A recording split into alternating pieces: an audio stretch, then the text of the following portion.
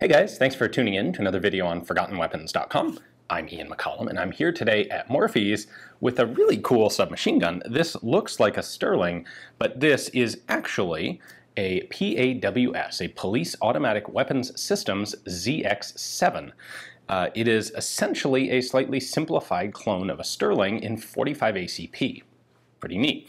Now, the story of this goes back to its designer, a guy named Bob Imel, or possibly Bob Imel, who got his start in the late 1960s. Like 1967, he thought it would be really cool to be able to import Sterling submachine guns into the US and sell them.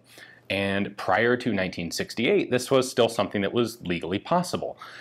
However, Imel was unable to get an effective response from Sterling. He asked them, he talked to them, they kind of dithered a bit, and before too long, it's 1968, the Gun Control Act passes, and importation of foreign-made machine guns is prohibited.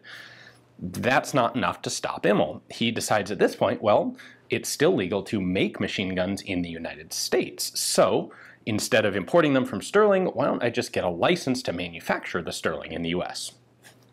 And so he goes back to Sterling and talks to them about this, and they dither around for years, and by the mid-1970s he still has no agreement, nothing worked out with Sterling. And at that point he finally gives up and opens his own company in Oregon and decides to start making them himself. And this was PAWS, or Police Automatic Weapons Systems. And he comes up with two patterns. He's going to do the ZX-5 in 9mm and the ZX-7 in 45 auto. And the idea of a 45 auto Sterling is kind of neat. I don't think anyone else really ever did that.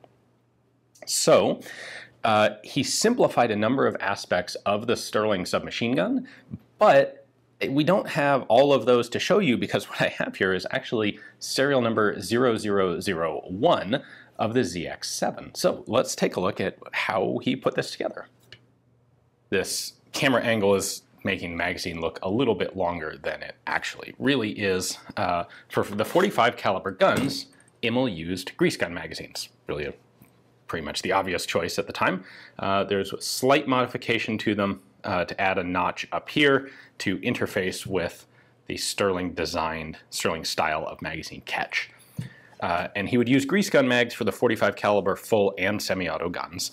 For his 9mm guns, there were a variety of different magazines available. Most of them were actually set up to use Sten mags with a very similar straight magazine well like this. However, he did make at least some that used Sterling mags. He made a small number that used Uzi mags. The thing was, at the time he was making these, Sten mags were much, much cheaper than Uzi mags, and that was much more of a popular option for most people. So, but grease gun mags in 45, so capacity is 30 rounds. We have all of our manufacturer markings here on the magazine well. So PAWS Inc. out of Salem, Oregon, made in the US. This is the ZX-7, and it is serial number 0001. Well, 70001.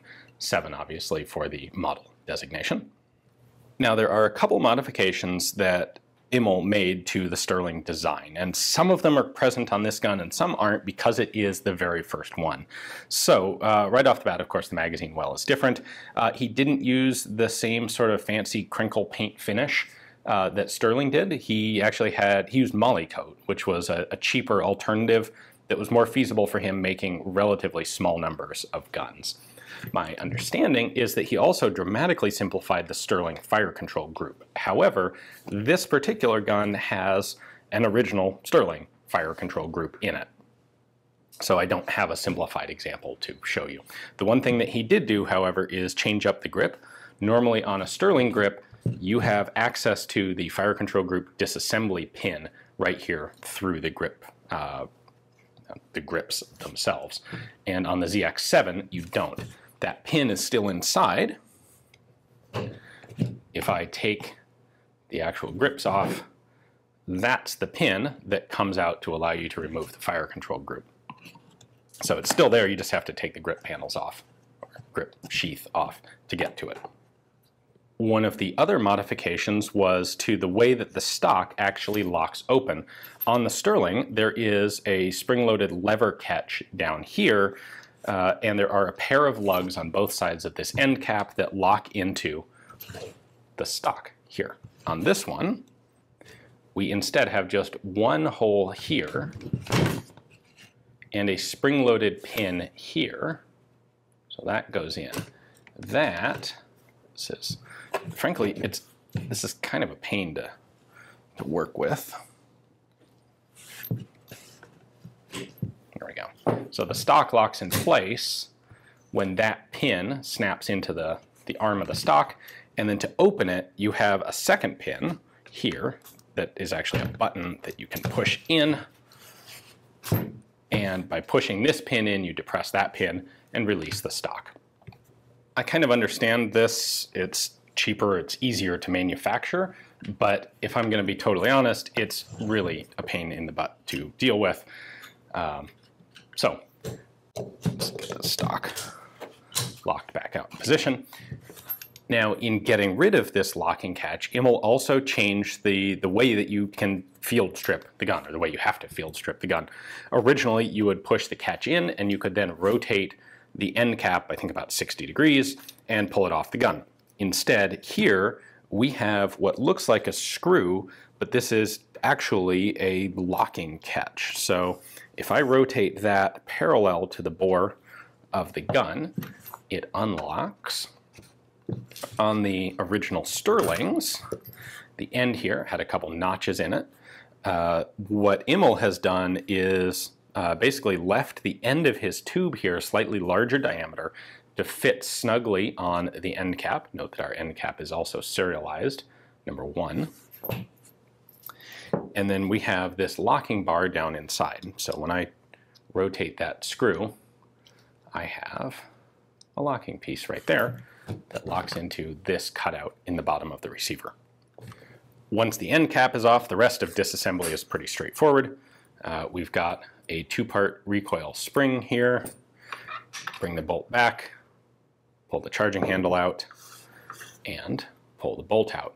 Notice, like the original Sterlings, there is an internal component to the bolt as well. However, we don't have the helical sand cuts, essentially, that are a bit distinctive on the Sterling. This is, obviously, Imel had to make these bolts from scratch himself, because they are 45 ACP bolts. But we then have a fixed firing pin, extractor. It's a very simple submachine gun bolt. There's the sear catch. Because this example, at least, uses an original Sterling fire control group, we have a 3-position selector for automatic, semi-automatic, and safe. The sights are aperture style like the Sterling, but where the Sterling had a 2-position flip sight, the ZX-7, or at least the very first ZX-7, has just a single aperture only.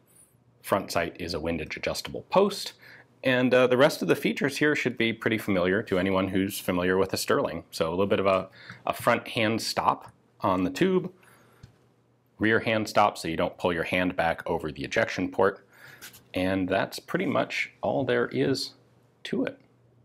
Imel would manufacture these guns up until 1986, when his work is further interrupted by another new law, that being the Hughes Amendment, which closes the machine gun registry in the US and prohibits manufacture of new machine guns for civilian transfer in the US. At that point, he decides to go ahead and continue making the guns, but he modifies the design and changes it to a closed-bolt semi-automatic system, gives them a 16-inch barrel, or actually I think 16.5, and continues to sell these as semi-automatic carbines. At this point, he goes to the ZX-6 and ZX-8 models, again in 9mm and 45, and would actually produce more of these in semi-auto than he did in full auto.